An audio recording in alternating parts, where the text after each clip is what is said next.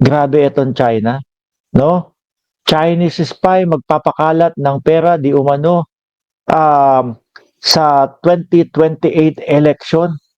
Hmm. Delegates na naman ho ang Pilipinas diyan, mga boss chief amo sir. Bakit to?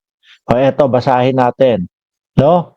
Base po dito sa balita, o ayan, nakasulat ang laki. O, Chinese spy, no? To pour, sabi nila, magbubuhos Chinese spies. O, to pour campaign funds during 2028 presidential election. Sabi po nung analyst, mga kababayan. Pero inyo ho. At yan din po ang nakikita ko at yan din po ang aking mga kababayan. Nakikita kong gagawin po talaga ng China. Kasi naman po 'di ba? Kung nakita nyo po, mga bossing, wala pang eleksyon. Ito pa lang po, pagkakaupo pa lang ni Pangulong Bongbong Marcos, mga kababayan, ano po ginawa nila?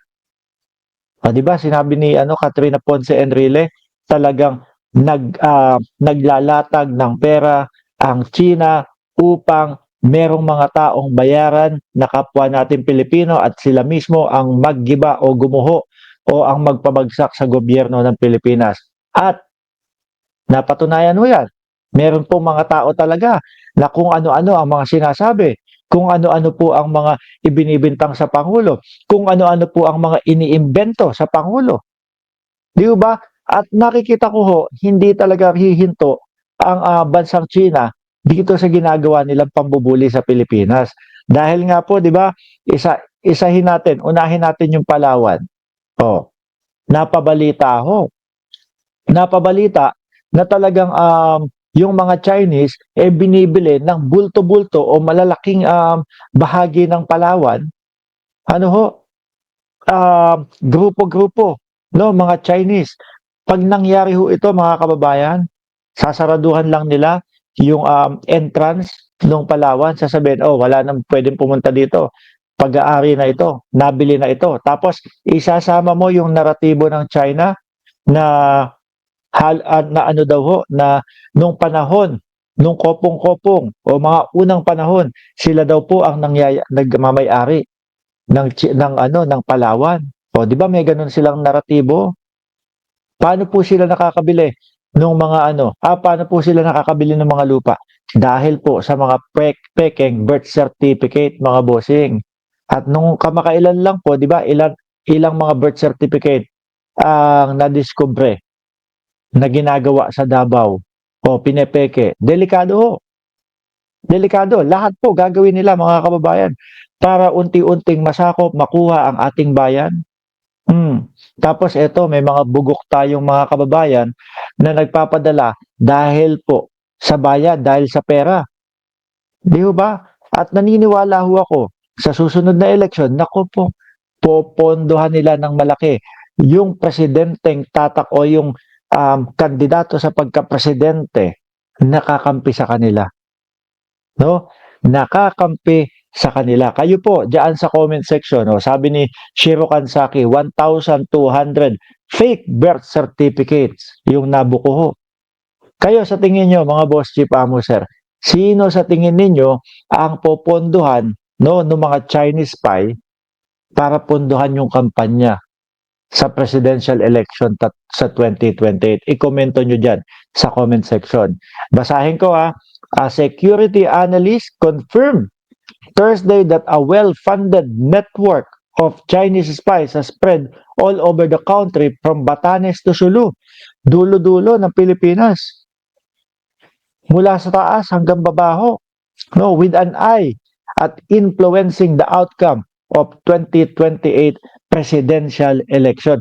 Ako ho, mga bossing, naniniwala ho ako, kaya nagkakaganyan ang China, kaya binubuli tayo kasi ho, ayaw nila kay Pangulong Bongbong Marcos. No? Ang gusto ho kasi nila, mga boss chief amo sir, yung mga presidente na susunod lang sa mga kagustuhan nila, yung magiging aso nila.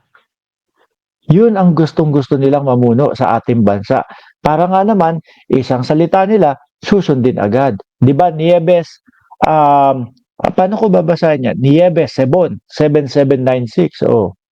Ako nabudol, fake birth certificate online, $55 plus shipping. O, di ba? O, tuloy ko ho mga kababayan. Sabi dito, nagbebet din yan kung sino ang magiging presidente natin. They will pour out campaign funds para ma-impluensyahan yung foreign and security policies natin. Ayan o, halatang halata na. Kitang-kita na ho natin mga kababayan. Baka mag-isip pa tayo kung sino yung mga yan. Di ba? Alam na natin yung mga kilusan nila. Alam na natin yung mga gawain nila. Baka mag-isip pa kayo. Sabi pa dito, malawak yung kanilang network because they are deep funded. Secondly, alam naman natin our relationship with China is very high. Yung distrust and mistrust. Naturally, they would send spies.